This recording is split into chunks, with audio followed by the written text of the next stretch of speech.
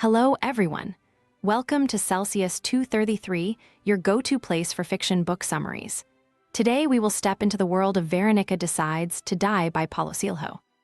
Veronika Decides to Die by Paulo Coelho, published in 1998, explores existential questions and mental health through the lens of a young woman's transformative journey. Set in Slovenia, the novel begins with Veronika's decision to end her life, only to wake up in a psychiatric hospital where she is given an unexpected chance to reevaluate her choices and find meaning in her existence. Plot summary. On a cold November afternoon in Ljubljana, Veronika meticulously prepares for the end of her life. Her days have been consumed by a dull repetition of tasks, and her future seems to promise little more. Feeling that she has experienced all life has to offer, she swallows a handful of sleeping pills. As the world outside her window moves on, children playing, musicians performing, people hurrying about their lives, Veronika feels an odd peace, believing she is leaving a world indifferent to her existence. But instead of the oblivion she craves, she awakens in a sterile hospital room, her body tethered to tubes and machines. She has failed to die. Veronika soon learns she has been transferred to Veelet, a psychiatric hospital with a sinister reputation. The doctor informs her of an unexpected twist. Her overdose has damaged her heart irreparably, leaving her with only days to live. This knowledge stirs conflicting emotions in Veronika. On the one hand, her wish to escape life remains. On the other, the finality of this sentence sparks a strange curiosity about the time she has left. In Veelet, Veronika encounters a cast of patients, each confined within the walls of their own struggles. Zedka, a woman fighting depression, becomes one of Veronika's first connections. Zedka offers her a new lens through which to view life, speaking of love and loss with a clarity that begins to chip away at Veronika's detachment.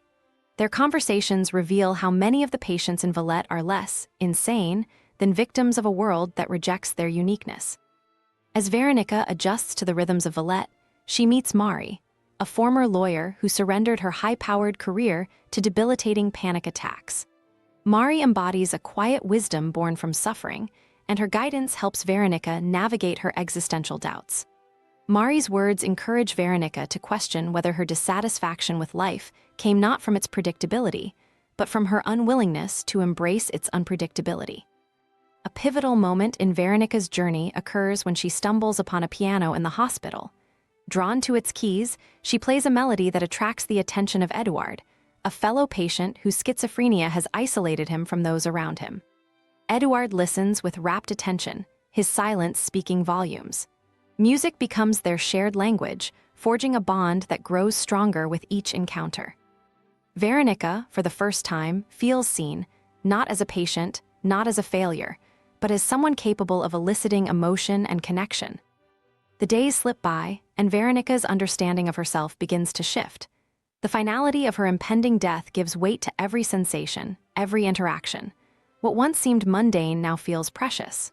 She marvels at the way sunlight dances on the walls, the comfort of shared laughter, and the bittersweet taste of hope. Each moment is sharper, more vibrant, as if life is revealing its hidden beauty just as she prepares to leave it.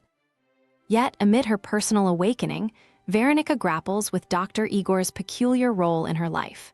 She discovers that her diagnosis of impending death is part of an experiment. The doctor, driven by his theory on vitriol, a psychological poison he believes drives despair, has orchestrated this charade to shock her into reclaiming her will to live.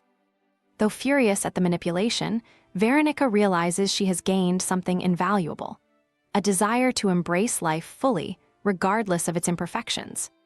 Her relationship with Eduard deepens, and together, they explore the possibility of love even in a place shadowed by pain and uncertainty. Eduard's art and Veronika's music become their sanctuary, a space where they are free from judgment and fear. Their connection transcends words, kindling a passion that fills Veronika's remaining days with meaning. As her heart weakens, Veronika feels both a rising urgency and a deepening peace. She begins to see the world not as a prison, but as a canvas of infinite possibilities. The pain and struggles of those around her no longer seem like burdens, but shared experiences that bind humanity together. Even Veelet, with its flaws and darkness, becomes a place of healing and transformation. In the final moments of her time at Valette, Veronika makes a bold decision. She takes Eduard's hand, and together they escape the confines of the hospital. They walk into the night, leaving behind the shadows of their pasts. For Veronika, the future remains uncertain, but that uncertainty no longer frightens her. She has learned that life's value lies not in its length, but in the intensity with which it is lived. With Eduard by her side, she chooses to face whatever comes, not as someone awaiting death, but as someone ready to embrace life. In the quiet stillness of the early hours, Dr. Igor receives word of Veronika's disappearance. He smiles, satisfied that his experiment has succeeded. Unbeknownst to her, Veronika's heart remains healthy. She has been given not just a second chance, but the knowledge and courage to make the most of it. This was just one story. Paulo Coelho has plenty more for you to discover. Check them out in the description or on Celsius 233. Remember, while our summaries capture the essence, they can never replace the full experience of reading the book.